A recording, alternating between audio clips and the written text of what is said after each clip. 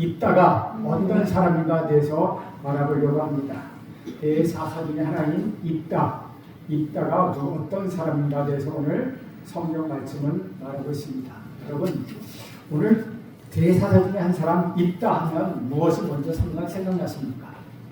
어떤 사람은 입다 그러니까 걷다의 반대말이다 라고 얘기하는 사람이 있습니다. 예, 잘못하면 입다는 걷다의 반대말이 될 수도 있습니다. 그러나 입다는 여기서 사람입니다. 입다 하면 먼저 무엇이 생각나면 아마도 자신의 딸을 번제로 드린 사람, 상상하기 어려운 정말 착한 일을 행한 어리석은 인물이라는 생각이 들 것입니다. 성경에서 사람을 제물로 드리는 대표적인 두 사건이 있는데, 아브라함이 자기의 아들 이삭을 바친 것과 입다가 자기의 외동 딸을 바친 것입니다. 두 사람 모두 하나뿐인 자녀를 바칩니다. 하지만 이 둘은 너무나도 다르다는 것이죠. 아브라함의 번제는 하나님께로부터 시작되었고 아름다운 결과를 가져왔습니다. 그러나 입다의 번제는 입다로부터 시작되었고 비참한 결과를 가져왔다는 것입니다.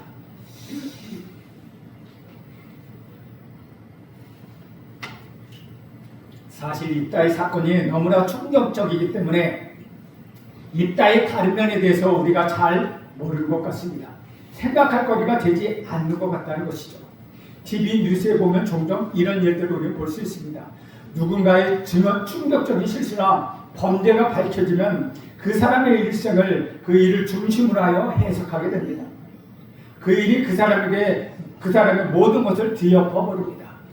그가 했던 좋은 일이 있다고 하더라도 아무런 의미를 갖지 못한다는 것이죠. 마치 블랙홀처럼 다른 모든 것을 빨아들고 맙니다. 입다에 있어서 번제드린 일이 바로 그와 같다는 것이죠.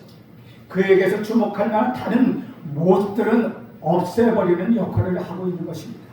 저는 오늘 본문을 공부하면서 입다의 재발견이라는 생각이 들었습니다. 그동안 우리가 모르고 있던 입다의 모습을 다시 한번 생각하게 되었다는 것이죠. 그 내용을 오늘 여러분과 함께 나누려고 합니다. 그래서 오늘 본문을 통하여 입다가 어떤 사람인지 세 가지로 살펴보고 교훈을 생각하려 합니다. 본문의 입다를 살펴보기 전에 입다가 등장하게 된 배경, 또 주인공이 등장하는 무대가 어떤지를 먼저 파악해야 합니다. 이스라엘은 또 하나님을 버리고 이방 신들을 섬기며 악행을 저질렀습니다. 그러자 하나님은 암몬 자손의 손에 그들을 넘겨주셨고 이스라엘은 다시 하나님께 부르짖으며 구원해 주시길 원합니다. 우리 하나님은 그들의 요청을 거절하지만은 거듭되는 그들의 부르짖음과 돌이킴으로 인하여 마음에 근심하게 됩니다. 그리고 이제 하나님께서 무언가를 하실 것이라는 기대감을 가질 수 있게 합니다. 그때 마침 암몬 자손들이 모여서 길앗에 진을 쳤습니다. 이스라엘을 괴롭히기 위하여 이스라엘 땅을 쳐들어온 것입니다. 이에 맞서 이스라엘 백성들도 미스바에 진을 치고 전쟁을 준비합니다. 그런데 이스라엘에게 있어서 심각한 문제가 있었습니다. 오늘 11장 바로 앞에 10장 18절에 보면 이렇게 기록합니다. 길앗 백성과 방백들이 서로 이르되 누가 먼저 나가서 암몬 자손과 싸움을 시작하랴. 그가 길앗 모든 주민의 머리가 되리라 하냐. 지금 이스라엘은 그 어느 때보다 구원자가 필요한 상황입니다. 그런데 전쟁을 앞둔 이 상황에서 그들을 이끌어줄 지도자가 없습니다. 암몬을 대항하여 싸우기 위하여 백성들이 모였는데 싸움을 지시할 만한 지도자가 없다는 것이죠. 상황이 이렇게 되다 보니 용감하게 먼저 나가서 싸움을 시작하는 사람을 머리로 세우겠다, 즉 지도자로 세우겠다고 말합니다. 이것은 마치 전쟁의 상품을 내어 걸어둔 것과 같다는 것이죠. 먼저 나가서 싸우는 용기 있는 사람에게 리더의 자리를 선물하겠다. 서두르십시오. 선착순 단 한 사람입니다. 이 상품을 받으려는 사람이 있었을까요? 이스라엘의 머리가 될 사람, 암몬과 싸우기 위하여 용감히 앞장서는 사람, 그런 사람이 있었을까요? 아무도 없었습니다. 이것이 지금 입다가 등장하기 바로 전의 상황입니다. 이러한 상황 속에서 오늘 본문의 주인공 입다가 등장합니다. 오늘 본문을 세 부분으로 나눠주는데 먼저는 입다의 출생의 배경이고 둘째는 입다와 길앗 장로들과의 대화가 나옵니다. 그리고 마지막으로 입다와 암몬 왕과의 대화가 나옵니다. 이렇게 세 단락에 살펴볼 수 있는 입다의 특징적인 모습을 보고 우리는 입다가 어떤 사람인가를 생각해 볼 수 있습니다. 그렇다면 입다는 어떤 사람입니까? 첫째, 입다는 큰 용사였다고 이야기합니다. 오늘 1절 상반절에 보면 길앗 사람 입다는 큰 용사였으니 라고 말씀하고 있습니다. 전쟁을 앞두고 있는 상황에서 큰 기대감을 불러일으키는 말입니다. 큰 용사, 전쟁에서 꼭 필요한 존재가 아니겠습니까? 여기에 큰 용사라는 말 하면은 우리는 기드온을 떠오르게 합니다. 기드온에게 쓰였던 말, 큰 용사라는 표현이 오늘 동일하게 입다에게 사용되었습니다. 300명으로 수많은 적군을 물리치고 승리를 거둔 큰 용사 기드온처럼 큰 용사 입다에게도 그러한 승리를 기대하게 되는 장면입니다. 그러면 입다에 대하여 큰 용사라 불릴 만한 특징은 무엇이었습니까?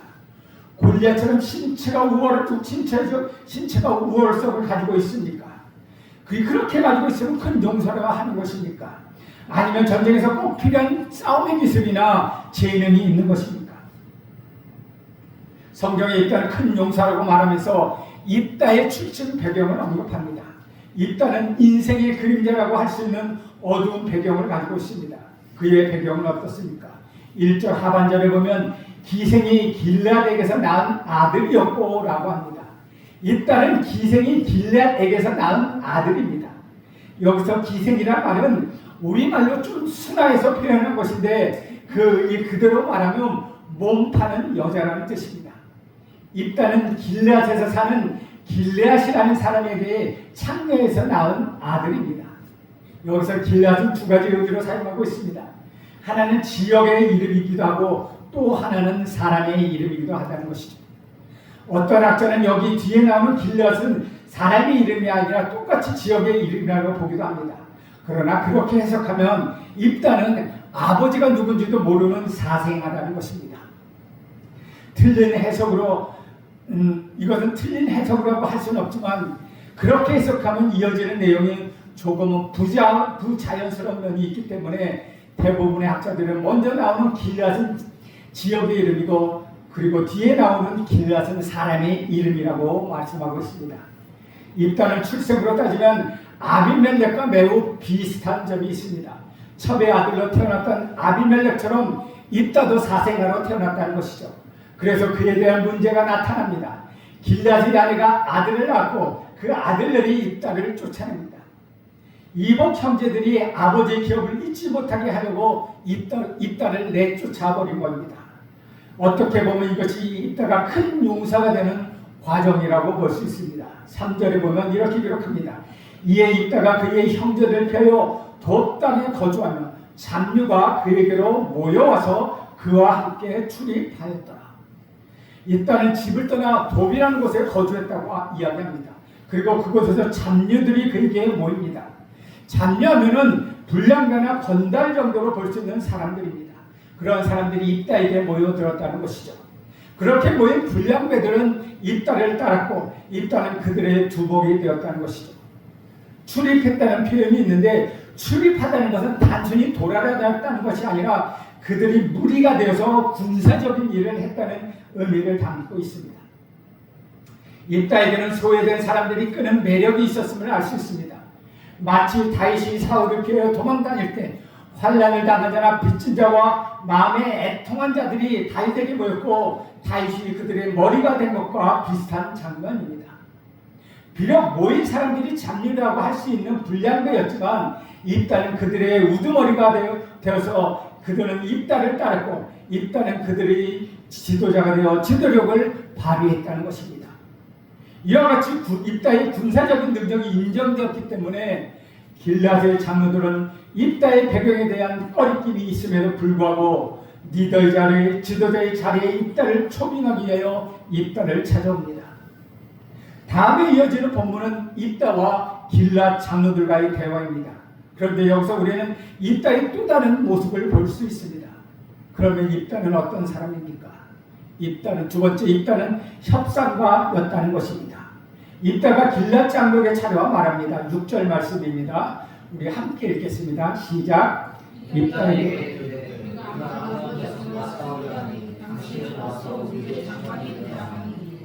장로들은 입다에게 뭐라고 얘기합니까? 머리가 되라고 얘기하지 않고 장관이 되어달라고 요청합니다. 장로들의 말에서 생각한 것이 있는데 그것은 장관이라는 말입니다. 암몬과 싸우려 나가는 자에게 상품을 말하는 것은 머리였습니다. 그런데 지금 장로들은 입다에게 장관이라고 말하고 있다는 것이죠. 머리에서 우두머리에서 지도자에서 장관으로 바뀌었다는 것입니다. 그냥 우리말 어감으로 머리보다 장관이 더 좋은 것 같습니다. 하지만 장로들이 말하는 장관이라는 것은 군사적인 지도자를 말하는 것이고 그 통치에 있어서 제한적인 위치라는 것입니다. 다시 말하면 전쟁의 군사령관을 하게 했다는 것이죠. 대통령이 아니라 군사령관을 이야기하고 있는 것입니다. 반면에 처음에 말했던 머리는 일반적인 지도자, 책임자, 대통령을 말하고 있는 것입니다. 쉽게 말하면 지금 장로들은 입자에게 왕의 자리가 아니라 군사령관 정도의 자리로 낮추어서 제안을 하고 있다는 것입니다. 장로들은 입다가 지도자로서 만족스럽지 않았을 것입니다. 그의 출신과 그의 배경을 생각했을 때 그를 받아들일 만한 사람이 아니었다는 것이죠. 하지만 지금 상황인 만큼 다른 사람도 없고 어쩔 수 없이 입다를 지도자로 세워야 되므로 최대한 양보해서 머리가 아니라 장관으로 세우려 한 것이었습니다. 이러한 제안에 대해 입다는 어떻게 반응합니까? 7절 말씀입니다. 함께 읽습니다. 시작. 입다가 길랏 장로들에게 이르되 너희가 전에 나를 미워하여 내 아버지 집에서 쫓아내지 아니하였느냐? 이제 너희가 환난을 당하였다고 어찌하여 내게 입다는 장로들에게 지난날 자신들의 잘못을 언급하며 그로 인하여 자신이 당한 일을 말하고 있습니다. 아마도 이복 형제들이 아버지 집에서 입다를 쫓아낼 때 그 지역의 길랏의 장로들도 이에 연루되어서 이복 형제의 편을 들어주었던 것 같습니다. 입다는 자신에게 장관의 자리를 제하는 장로들을 책망하며 그들의 이기적인 형태를 지적하고 있습니다. 장로들은 이에 대하여 더 이상 할 말이 없었습니다. 자신이 줄 수 있는 것을 다 줄 수밖에 없었다는 것이죠. 장로들은 입다에게 길랏 모든 백성의 머리가 될 것을 다시 제안합니다. 지도자의 자리를 제안받은 입다는 이에 대하여 대충 넘어가지 않습니다. 철저하게 그것을 재확인하고 이 약속이 분명한 것을 다시 한번 확인하게 됩니다. 그들은 제안을 다시 확인하고 이 일에 하나님을 증인으로 세웁니다. 그리하여 입다는 암몬과 싸우기 위하여 미스바로 내려갔고 백성들이 그를 머리와 장관으로 받아들입니다. 11절 말씀에 보면 이에 입다가 길랏 장로들과 함께 가니 백성이 그를 자기들의 머리와 장관을 삼은지라 입다가 미스바에서 자기 말을 다 여호와 앞에 아뢰니라. 장로들과의 대화에는 우리는 입다의 재능을 볼 수 있습니다. 그는 협상가로서의 그 능력이 나타났습니다. 장로들이 직면하고 있는 문제의 긴급함과 절박함을 잘 알고 있었던 입다 자신이 가지고 있는 그 유리함을 사용하여서 그것을 머리와 장관의 입장을 다시 얻어냈다는 것이죠. 그뿐만 아니라 그는 자신의 책임, 자신이 지도자임을 재확인하며 약속을 분명히 했다는 것이죠. 이러한 협상가로서 입다의 재능은 암몬 왕의 대화할 때에도 잘 나타나와 있다는 것입니다. 그리고 그 대화를 타여 입다는 우리는 입다의 또 다른 모습을 다시 한번 볼 수 있습니다. 입다는 어떤 사람입니까? 셋째로 입다는 지도자였습니다. 백성들이 머리와 장관이 된 입다는 지도자로서 일을 시작합니다. 그가 제일 먼저 한 일은 암몬 왕에게 사자를 보내고 전쟁을 앞둔 지구의 문제를 평화적으로 해결하는 것이었습니다. 그래서 입다는 암몬 왕에게 이렇게 말합니다. 12절 말씀입니다. 함께 읽겠습니다. 시작. 입다가 암몬 자손의 왕에게 사자들을 보내 이르되 네가 나와 무슨 상관이 있기에 내 땅을 치려 내게 왔느냐. 여기서 우리는 지도자가 된 입다의 모습을 볼 수 있습니다. 입다는 암몬 왕과 동일한 위치에서 말하고 있다는 것이죠. 입다가 이스라엘 머리가 되어 암몬 왕과 맞서고 있다는 것입니다. 내가 무슨 까닭으로 내 땅에 들어와 있느냐? 이 땅이 입다의 땅입니까? 이스라엘의 땅입니다. 그런데 입다의 질문에 암몬 왕은 이스라엘이 애굽에서 내려왔을 때 암몬 땅을 점령했는데 이제 그 땅을 되돌려달라고 말합니다. 너희가 살고 있는 그 땅은 사실 우리 땅이다 라고 말하고 있는 것입니다. 암몬은 지금 당황하면서 부당한 요구를 하고 있습니다. 황당하고 부당한 요구를 하고 있다는 것이죠. 이것은 마치 독도가 자기네 땅이라고 우기는 우리 이웃나라의 이야기와 같다는 것이죠. 이런 터무니없는 요구를 어떻게 해야 하겠습니까? 입다는 어떻게 했습니까? 지도자로서 입다는 사자들 다시 보내어 암몬 왕에게 이 요구가 얼마나 부당하고 얼마나 황당한 것인가를 자세히 설명하고 있다는 것이죠. 암몬 왕이 요구하는 땅이 이스라엘 것이라는 이유와 근거를 밝히고 있다는 것입니다. 오늘 사사기의 저자는 이것을 중요하게 다루고 있습니다. 15절부터 17절까지 입다가 전하는 말을 길게 기록하고 있다는 것이죠. 이 내용을 살펴보면 입다는 암몬 왕에게 네 가지를 가지고 논박하고 있습니다. 첫째는 역사적 사실입니다. 입다는 출애굽 때의 상황을 설명하면서 이스라엘은 땅을 빼앗으려고 한 적이 없다는 것을 분명히 말합니다. 이스라엘은 암몬과 싸워 땅을 취한 적이 없고 따라서 땅을 달라는 것은 역사적으로 근거 없는 주장이라고 말합니다. 두 번째는 신학적 논리입니다. 암몬 왕이 문제 삼은 땅은 하나님이 이스라엘에게 주신 땅입니다. 이스라엘 하나님 여호와께서 이스라엘을 대적으로 하는 아모리 왕 시온을 물리치고 이스라엘에게 주신 땅입니다. 이스라엘이 하나님이 주신 땅을 누리며 만족하는 것처럼 암몬도 그들의 신이 주는 땅으로 만족하고 괜히 억지를 쓰며 남의 땅을 넘보지 말라고 충고하고 있다는 것입니다. 만약 땅에 대하여 답답한 것이 있으면 너희가 섬기는 신에게 가서 그 신에게 말하라는 것입니다. 물론 그 신은 아무것도 해줄 수 없는 거짓인 우상입니다. 셋째로 모압과 비교합니다. 모압 왕 발락은 이스라엘 땅을 차지하기 위하여 이스라엘과 싸우지 않았습니다. 모압은 암몬과 같은 입장이었는데도 불구하고 아무런 문제를 제기하지 않았습니다. 그런데 왜 암몬 너희만 지금 상황을 문제로 생각하느냐라고 묻고 있는 것이죠. 훨씬 더 능력이 있었던 모압 왕 발락도 이스라엘 땅에 대해 아무 말도 하지 않았는데 하물며 암몬이 이 땅에 대해 문제를 제기하는 것이 옳으냐라고 말하는 것입니다. 넷째는 그동안의 침묵에 대해서 이야기합니다. 암몬 자손이 문제로 삼고 있는 땅에서 이스라엘은 무려 300년 가까이 살아왔습니다. 그런데 그동안 가만히 있다가 왜 이제 와서 시비를 거느냐 하는 것입니다. 만일 암몬이 그 땅에 대해 정당한 권리가 있다고 생각했다면 그 전에 벌써 문제를 제기해야 했다는 것입니다. 이제 와서 땅을 내놓으라는 것은 억지고 늦어도 너무 늦었다는 것입니다. 그래서 이것이 입다의 결론입니다. 암몬이 이 시점에서 시비를 거는 것 유일한 이유는 암몬이 이스라엘보다 더 강하다고 생각하기 때문에 힘으로 그 땅을 빼앗으려 한다고 말하고 있는 것, 이것이 입다의 결론이라는 것이죠. 입다는 마지막으로 전쟁을 피할 수 없다면 자신도 결코 물러서지 않을 것이라고 말합니다. 자신의 논증을 마무리합니다. 그리고 아주 중요한 말을 합니다. 27절 말씀입니다. 27절 말씀 같이 읽습니다. 시작. 내가 내게 죄를 짓지 아니하였거든 내가 나를 쳐서 내게 악을 행하고자 하느냐. 원하건대 심판하시는 하나님께서 오늘 이스라엘 자손과 암몬 자손 사이에 판결하시옵소서 하였으나 라고 말하고 있습니다. 심판하시는 하나님께서 이 모든 일에 대하여 판결을 맡긴다는 것입니다. 지도자로서 입다는 어떻습니까? 여러분, 이 정도면 괜찮은 사람 아닙니까? 입다의 배경은 어떠했습니까? 편견을 가질 수 있는 환경이었고 불량배의 무리들과 어울리며 그들을 이끌었던 자였습니다. 어쩌면 우리 기준으로는 받아들이기 어려운 사람일 수도 있다는 것입니다. 그런데 기대할 수 있는 것이 없었을 것 같습니다. 그냥 사고나 치지 않으면 다행이지 이런 선입관을 가질 수도 있습니다. 물론 흔히 말하는 문제아라고도 우리는 말할 수 있다는 것입니다. 그런데 막상 그의 모습을 보니 어떻습니까?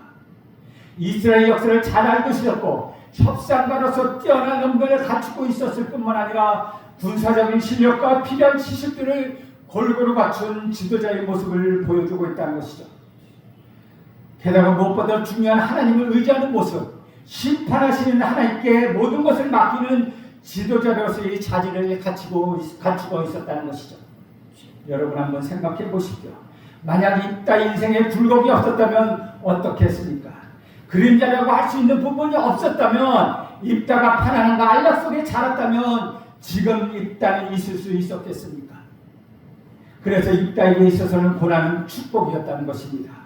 비록 당시 그에게 가슴 아픈 일이 있었지만, 그에게 큰 상처가 되었지만, 거절당하는 아픔과 쫓겨나는 서러움과 출생에 대하여 저주하며 비통한 마음으로 괴로워했겠지만, 그의 삶의 어려움은, 그러한 경험들은 그를 더욱더 단단하게 만들었다는 것이죠. 그의 삶을 그의 삶이 그를 준비하게 만들었다는 것입니다. 두려움이 없는 큰 용사로, 영리한 협상가로, 탁월한 지도자로 그를 준비시켰다는 것입니다. 우리는 살아가면서 여러 가지 어려움을 만납니다. 여러분이 겪은 과거의 경험들이 있지 않습니까? 그로 인하여 좌절하기도 하고, 그로 인하여 괴로워하기도 하고, 그로 인하여 정말 부끄러운 실패를 경험하기도 했다는 것이죠. 괴로움도 있고 다시 생각하고 싶지 않은 상처들이 있다는 것입니다. 하지만 그런 경험이 있었기에, 그런 고난과 그런 어려움이 있었기에 지금의 여러분이 있지 않습니까?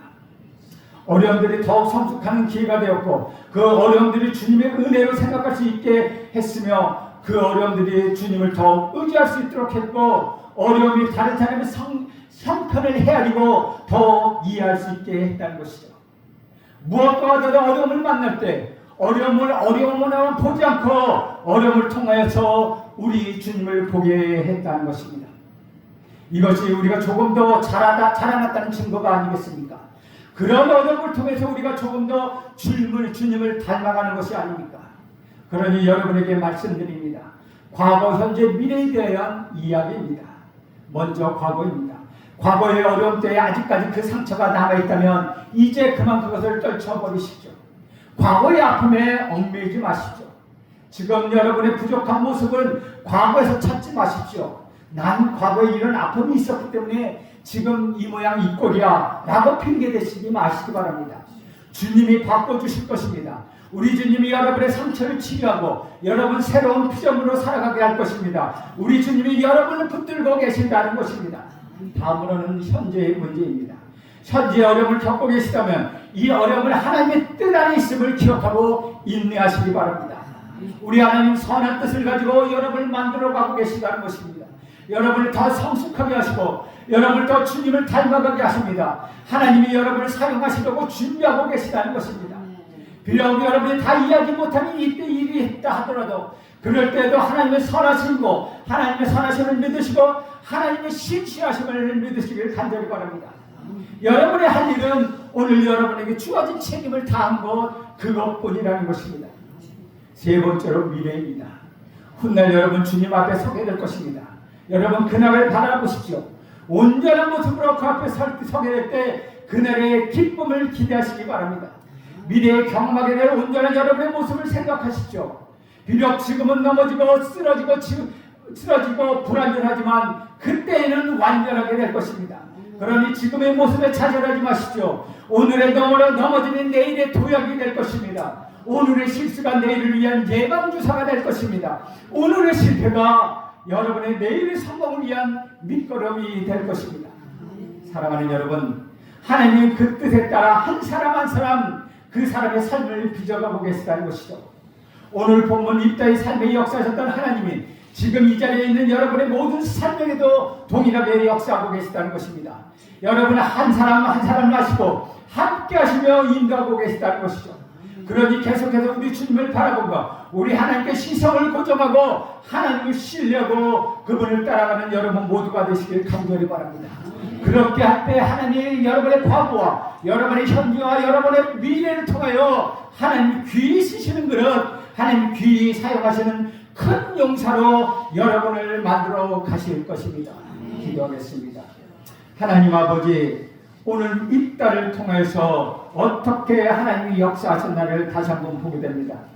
입다가 비록 어두운 과거를 갖고 있지만 그 과거가 하나님이 쓰시는 귀한 지도자로 귀한 용사로서 만들어갔음을 다시 한번 기억합니다. 하나님 우리에게도 찾아오셔서 우리를 만드시고 우리를 빚어가셔서 하나님이 쓰시기 좋은 그릇, 하나님이 쓰시기 좋은 인생으로 만들어 주옵소서. 예수님의 이름으로 기도합니다. 아멘.